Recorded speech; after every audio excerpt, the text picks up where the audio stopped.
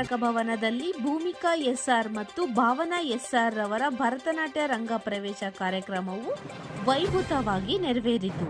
ಆದಾಯ ತೆರಿಗೆ ಅಪೀಲು ನ್ಯಾಯಮಂಡಳಿ ಚೆನ್ನೈ ಗೌರವಾನ್ವಿತ ನ್ಯಾಯಾಧೀಶರಾದ ಎಸ್ಆರ್ ರಘುನಾಥ್ ರವರು ದೀಪ ಬೆಳಗಿಸಿ ಉದ್ಘಾಟಿಸಿದರು. ಇದೇ ಸಂದರ್ಭದಲ್ಲಿ ಖ್ಯಾತ ಗಾಯನ ವಿದ್ವಾಂಸರು ಪಂಡಿತೆ ಡಾಕ್ಟರ್ ವಿದ್ಯಾರಾವ್, ಪದ್ಮಿನಿ, ರವಿ, ನಿತ್ಯ ಅಕಾಡೆಮಿ ನಿರ್ದೇಶಕಿ ಹಾಗೂ ಖ್ಯಾತ ಗುರುಗಳಾದ ಗುರುಪದ್ಮಿನಿ, ರವಿ ಹಾಗೂ ಶ್ರೀಮತಿ ಪ್ರಮೀಳಾ ಎಸ್ಆರ್ ರವರು ಉಪಸ್ಥಿತರಿದ್ದರು.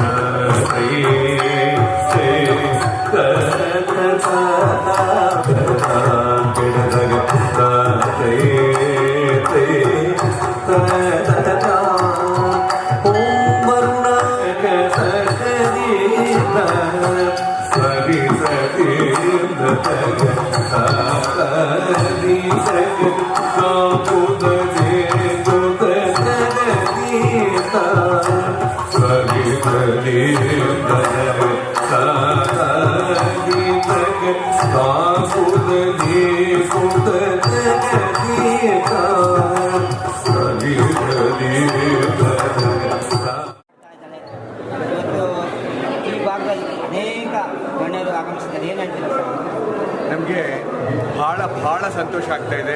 ಹೆಂಗೆ ಎಕ್ಸ್ಪ್ರೆಸ್ ಮಾಡೋದು ಅನ್ನೋದು ಕೂಡ ಗೊತ್ತಾಗ್ತಿಲ್ಲ.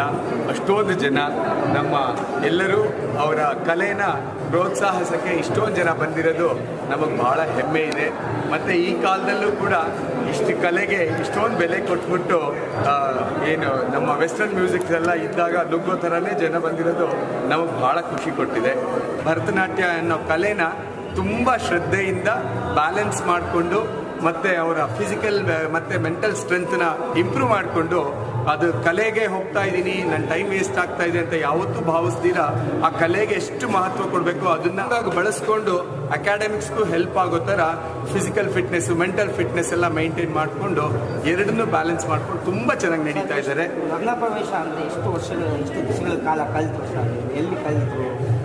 ಅವರ ಗುರುಗಳಾದ ಶ್ರೀಮತಿ ವೀಣಾ ಶ್ರೀಧರ್ ಮತ್ತು ಪದ್ಮಿನಿ ಶ್ರೀಧರ್ ಅಂತ ಅವರಿಬ್ಬರ ಆಶ್ರಯದಲ್ಲಿ ಚೆನ್ನಾಗಿ ಕಲ್ತಿದ್ದಾರೆ. 19 ವರ್ಷದಿಂದ ವೀಣಾ ಶ್ರೀಧರ್ ಅವ್ರ ಹತ್ರ ಕಲ್ತಿದ್ದಾರೆ. ಮತ್ತು ನನ್ನ ಚಿಕ್ಕ ಮಗಳು 14 ವರ್ಷದಿಂದ ಅವ್ರ ಹತ್ರನೇ ಕಲ್ತಿದ್ದಾರೆ. ಒಂದೇ ಗುರುಗಳ ಹತ್ರನೇ ಕಲ್ತಿದ್ದಾರೆ.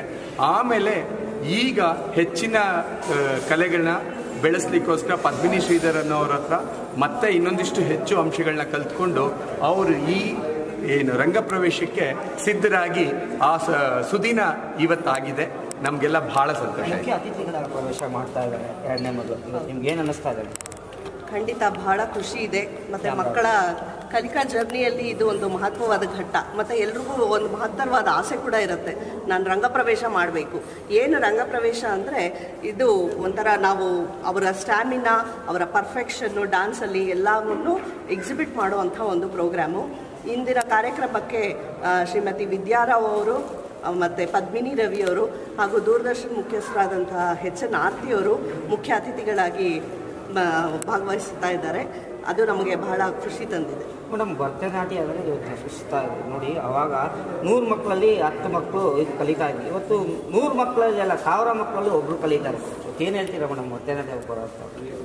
ಇಲ್ಲ, ಪ್ರತಿಯೊಬ್ಬರು ಆ್ಯಕ್ಚುಲಿ ಭರತನಾಟ್ಯನ ಕಲಿಬೇಕು. ಅದು ನಮ್ಮ ಭಾರತೀಯ ಸಂಸ್ಕೃತಿ ಮತ್ತು ಪರಂಪರೆ. ಬರೀ ಅವ್ರು ಕಲಿಯೋದಷ್ಟೇ ಅಲ್ಲ, ಅದನ್ನು ಕಲೆನ ಎಲ್ರಿಗೂ ಪಸರಿಸಬೇಕು.